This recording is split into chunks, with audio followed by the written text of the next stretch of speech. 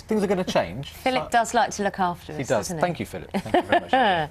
Time now, 16 minutes past 7. Up to a third of teenagers have sex before they reach the age of 16. This is according to official figures. Today, there are calls for the government to consider lowering the legal age of consent. The President of the Faculty of Public Health, Professor John Ashton, says society currently sends confused signals about when sex is permitted. And Professor Ashton joins us now. So, welcome. Why do we need to have this debate, in your opinion?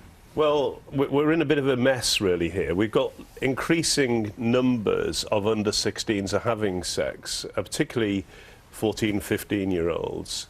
This is driven in part by earlier puberty. I mean, puberty is much earlier now than it was even a generation ago. But it's also being driven by commercial exploitation. There's been quite a lot in the press recently about that, about pop songs, about clothing, about the pornography, and the social media are driving a lot of what's going on. We don't really know the full extent of sexual behaviour. There'll be another report out in a few weeks' time, which is 10 years since the last one.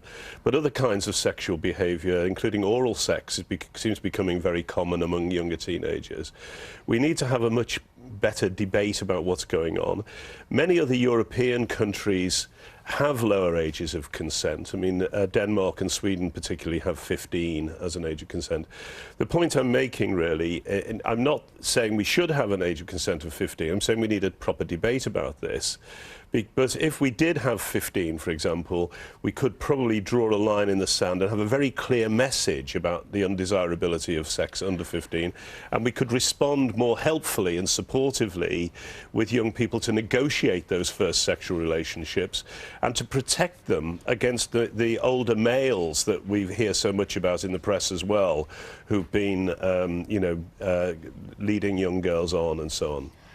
We've asked our viewers to get in touch, and many have. Yeah. It's obviously a subject that's going to spark a lot of debate. Yeah, sure. Sarah Lee on Facebook says, just because they are doing it doesn't make it right. We have one of the highest teenage pregnancy rates of any country. If you give children the green light, and they are children, for a lower age of consent, she says she thinks the problem will get out of hand. This is quite typical of some of the views we're getting. And it's not true. The countries that have a more open attitude towards teenage sexuality, and in fact some of the countries that have lower ages of consent, the young people get involved in sex later, and they also have much lower teenage pregnancy rates. The problem we have in this country is that we still have this kind of fantasy about young people, and we live in a world of wish fulfillment. They're doing it, and we need to be able to engage with them. We need to be able to support them in protecting them. Well, can't teachers do that already, or healthcare workers do that? It's up to them to use their discretion. If a 15-year-old or a 14-year-old comes to them and says, look, I'm having sexual intercourse, I need some help, they're not going to turn them away, are they? Simply because the age of consent is 16. Well, except because it's 16, there's an ambivalence and an ambiguity about it, which means it makes it more difficult for teachers and those in daily contact to give them clear signposting about where they can go to get help.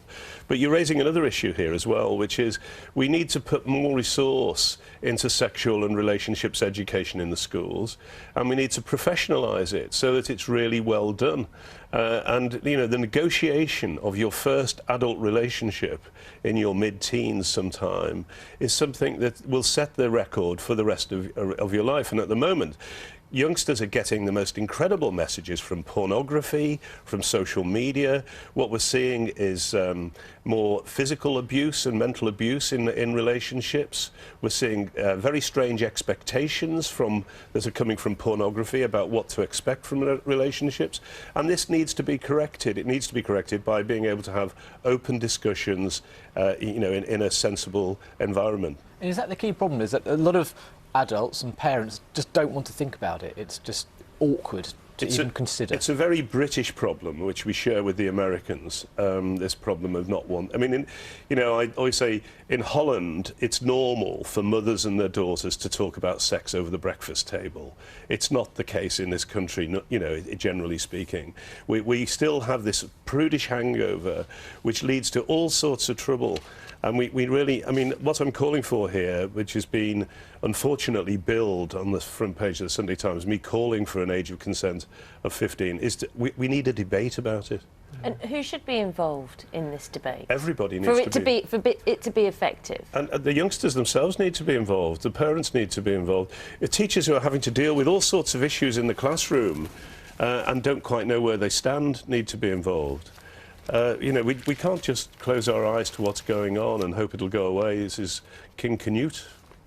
Interesting stuff. John, we had a lot of you. responses, as we said earlier. Yeah. John Ashton, from the Faculty of Public Health, thanks very much. Thank you very much. Thank you. Well, John mentioned the front page of the Sunday Times, and it with the headline saying that there's a call to drop the legal age of sex to 15, and it is quoting Professor John Ashton, who we've just been speaking to. Now, the picture you're seeing there on the front page of the Sunday Times is Pope Francis, who's apparently inspired a surge in attendances and confessions in the Roman Catholic Church, reversing decades of decline. This just 8 months into the job.